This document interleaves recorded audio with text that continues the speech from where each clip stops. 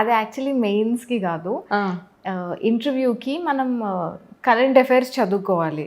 అంటే మన చుట్టుపక్కల ఏమవుతున్నాయని చాలా చదువుతాము. ఎన్ని అంటే ఇంకా ఒక్కొక్క కోచింగ్ వాళ్ళు వచ్చి కంపైలేషన్స్ ఇస్తారు, 500 టాపిక్స్ 600 టాపిక్స్, ఇంకా వాళ్ళకి ఇష్టం వచ్చినన్ని టాపిక్స్.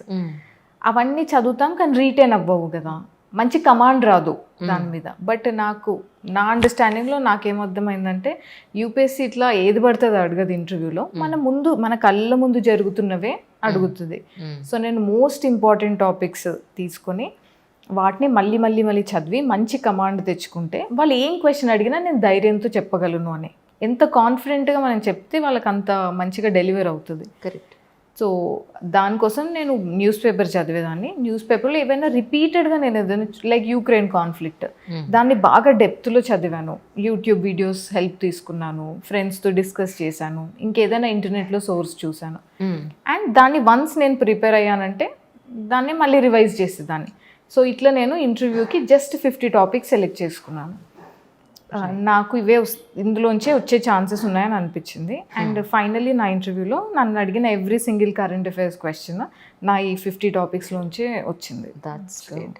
సో మీ సెలెక్షన్ అంత పర్ఫెక్ట్గా ఉంది. అంటే రిస్క్ అంటే అక్కడ కూడా రిస్క్ చేశారు. రిస్క్ మనం ఎందుకు అంటే అందరూ ఇన్ని చదువుతుంటారు, మనకేమనిపిస్తుంది అరే నేను చదవట్లేదని.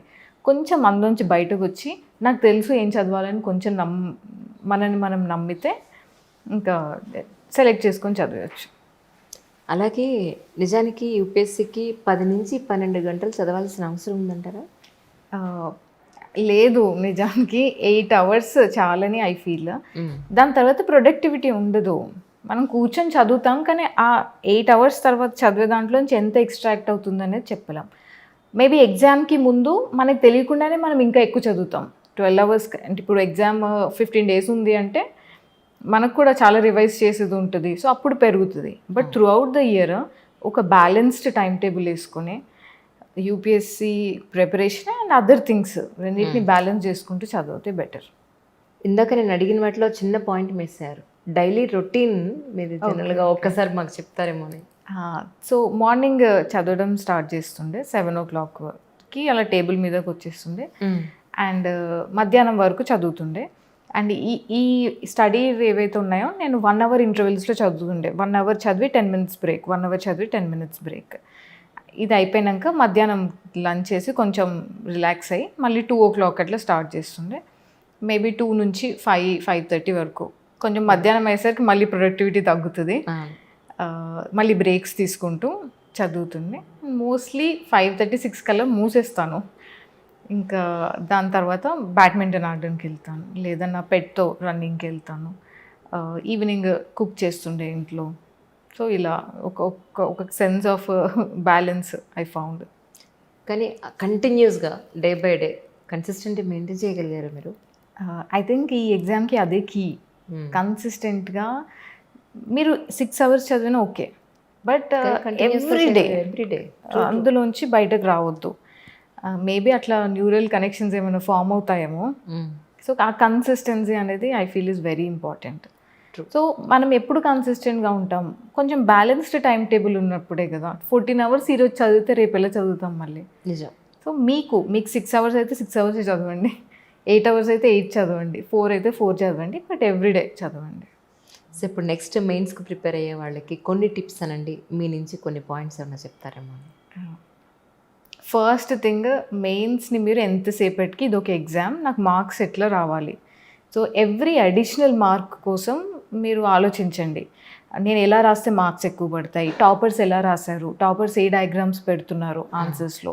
ఎంతసేపటికి మీ ధ్యాస దీని మీదే ఉండాలి, మార్క్స్ ఎట్లా రావాలి అని. అంతేగాని నేను ఇది చదవాలి, అది చదవాలి అదే అవన్నీ secondary. Primary thing this is an exam, మీకు పడాలి మార్క్స్, కాబట్టి ఆ మైండ్ సెట్తో చదవాలి. Second thing, me 70% of the time should go in to practice. మీరు ఎంత ప్రాక్టీస్ చేయాలంటే యాక్చువల్ ఎగ్జామ్ రోజు ఆటో పైలట్ మోడ్లో మీ చెయ్యి కదలాలి, ఎక్కడ పాజ్ అవ్వద్దు, అంత ప్రాక్టీస్ చేయండి.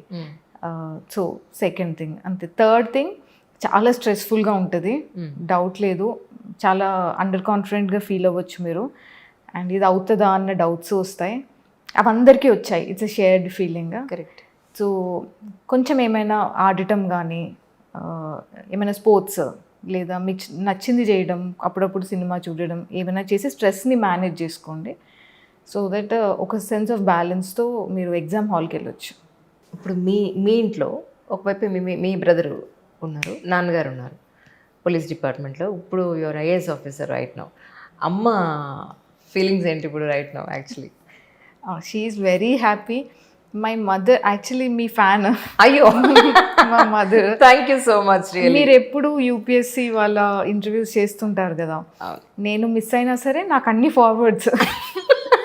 ఇది చూడు, ఈ మినిట్లో ఇది చూడు, అక్కడ చెప్పింది నువ్వు ఎక్కడ ఇన్కార్పొరేట్ చేసుకోవచ్చేమో. అమ్మలు అంతే, ఆమె కూతుళ్ళే కానీ కొడుకులే ఎవరన్నా ప్రిపేర్ అవుతుందంట, ఇదేమన్నా మనకు పాపం ఉపయోగపడుతుందేమో అని టెన్షన్తో పంపించేస్తాం ఫస్ట్. ఇది ఆల్రెడీ నాకు తెలుసమ్మా అంటారు మీరు. సో ఎప్పుడు ఇంకా అదే చేస్తుండే. And she's a devotee. So maximum time ఇంకా పూజలు చేసుకుంటూ ఉంటారు. అండ్ మేబీ సరే లిస్టులోకి రావడానికి చాలా ఫ్యాక్టర్స్ ఉన్నాయేమో నాకు తెలియదు నా పేరు లిస్ట్లో ఉండడానికి. బట్ మేబీ 3rd ర్యాంక్ రావడానికి మా మదర్స్ ప్రేయర్స్ ఏమో. That's so nice, really so nice. ఇంతకీ మొక్కులు ఏమున్నాయి పెండింగ్ మీకు చెప్పండి? చాలా మొక్కేశారు. ఇంక ఇప్పుడు మెల్లగా ఒక్కొక్కటి తీసుకెళ్తారు. తిరుపతి ఉంటుంది గ్యారంటీగా. చాలా కొన్నిటికి నన్ను తీసుకొస్తాను మొక్కారు, కొన్ని వాళ్ళు మొక్కారు. నేను మాత్రం మా ఇంటి పక్కన ఉన్న సాయిబాబా టెంపుల్లోనే మొక్కాను, కన్వీనియంట్గా ఉంటుందని.